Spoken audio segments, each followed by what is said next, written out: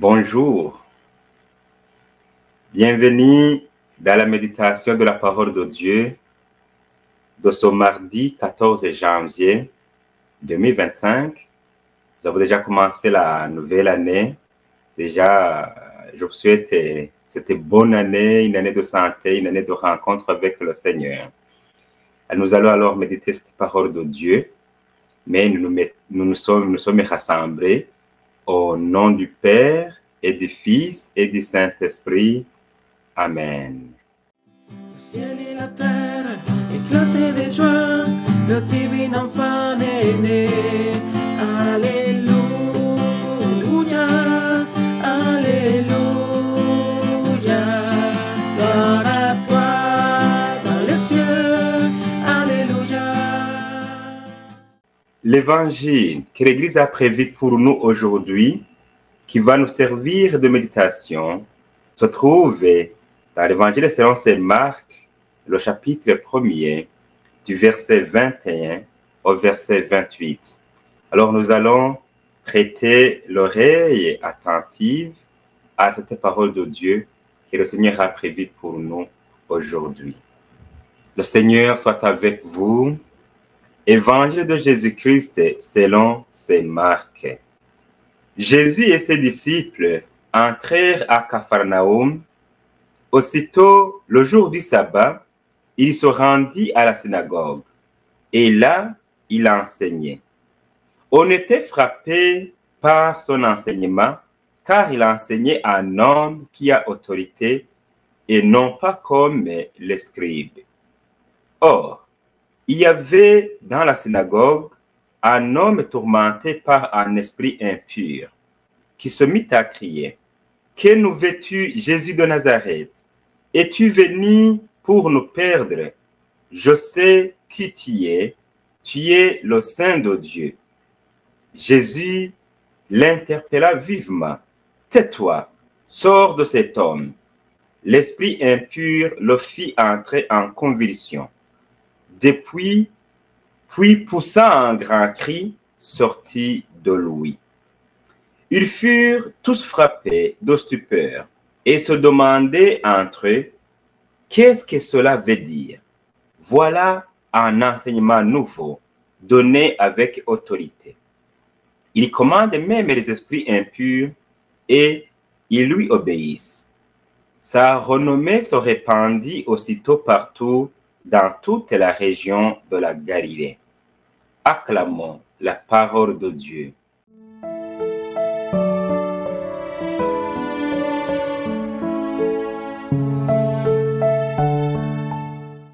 Voilà, chers amis, l'évangile que le Seigneur a prévu pour nous aujourd'hui.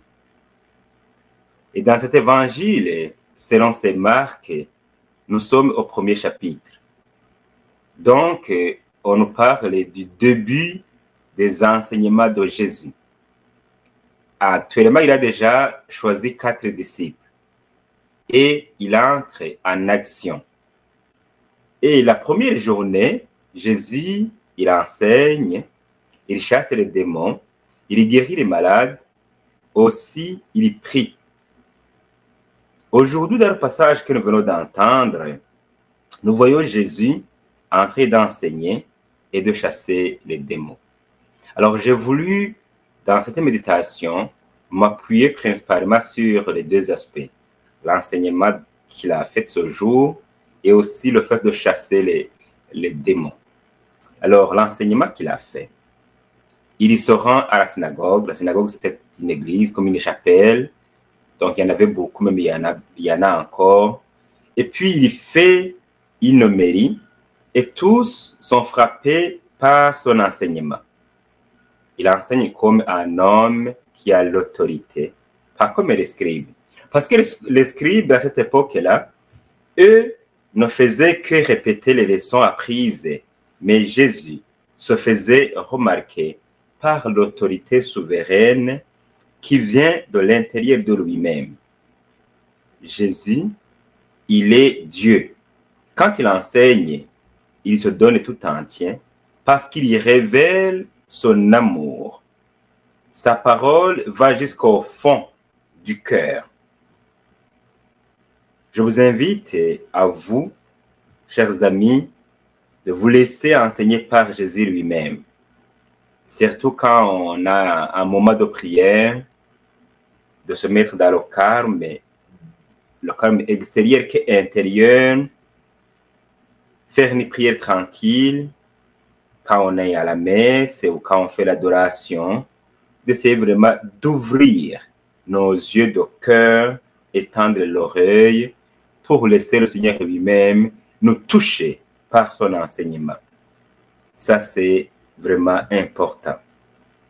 Il ne faut pas prier comme on le fait toujours d'habitude, et on doit aller à la messe, je fais mon chapelet, mais il faut prendre le temps de se tranquilliser, laisser le Seigneur lui-même nous toucher, donc nous enseigner et l'écouter attentivement. Ça, c'est important. Deuxièmement, Jésus, il a chassé les démons. Dans l'assistance, il y avait un homme tourmenté par un esprit mauvais. Et il se met à crier. Il a dit, « Que nous veux-tu, Jésus de Nazareth? Es-tu venu nous perdre? Je sais fort bien qui tu es, le Saint de Dieu. » Voilà le cri de cet homme-là, qui criait, qui était possédé par un esprit mauvais. Mais ces paroles peuvent le questionner. « Que nous veux-tu? Es-tu venu nous perdre? » Le nous c'est qui? C'était un homme qui parlait, mais il disait, « Que nous veux-tu? Es-tu venu nous perdre? » Alors, pourquoi le nous? En fait, c'était des esprits impurs qui parlaient dans cet homme-là, en passant par cet homme-là. Ils ont bien reconnu Jésus, donc le Christ. D'ailleurs, il a dit, « Je sais bien qui tu es, le Saint de Dieu. » Alors, pourquoi ces esprits mauvais ont crié de cette façon? C'est parce que là où est Jésus, il ne peut pas y avoir les esprits mauvais. Des fois, nous ne pouvons pas même le reconnaître, mais s'il y a la présence de Jésus, vraiment, les esprits mauvais s'éloignent. Alors, donc, si tu veux éloigner les esprits mauvais en toi, dans ta maison, donne l'espace à Jésus lui-même. L'endroit où on fait une prière, où on fait un chapelet, où on fait l'adoration, où on célèbre la messe, où on fait la louange de Dieu, Satan ne peut pas rester là. Les messes que nous célébrons dans un tel endroit, ils nous permettent d'éloigner le malin, les esprits mauvais. C'est pourquoi d'ailleurs, quand on veut vraiment implanter l'esprit du mal dans le monde, dans la société, on essaie d'empêcher, dans tous les cas, les célébrations eucharistiques ou les célébrations ou la rencontre avec Dieu. Parce que là où est Dieu, là où est Jésus, il ne peut pas y avoir donc des esprits mauvais. Quand il y a des esprits mauvais, ils commencent à crier, comme cet homme-là a fait. Ils brûlent, ils ne peuvent pas tenir en présence de Jésus. Raison pour laquelle nous avons besoin de garder Jésus en nous, de lui donner la place pour que les esprits mauvais qui nous poussent à la haine, à la discorde, à la colère, et qui bouleversent vraiment nos sociétés des fois ou nos familles puissent s'éloigner ou puissent s'enfuir. Il faut prier Jésus dans la vérité et aussi dans la sincérité. Ça, c'est important. Parce qu'on peut faire une prière comme on le fait toujours, mais des fois, il peut ne pas y avoir des changements ou des fruits. Mais si on prie dans la vérité, dans la sincérité, aller vers Jésus en sachant qui il est, le Saint de Dieu. Et aussi en prenant conscience qu'il peut nous sauver, nous libérer, nous donner du bien. Alors il vient, il intervient. Je vous invite alors, chaque fois que vous allez prier, de prier sur Jésus qui nous aime dans la vérité.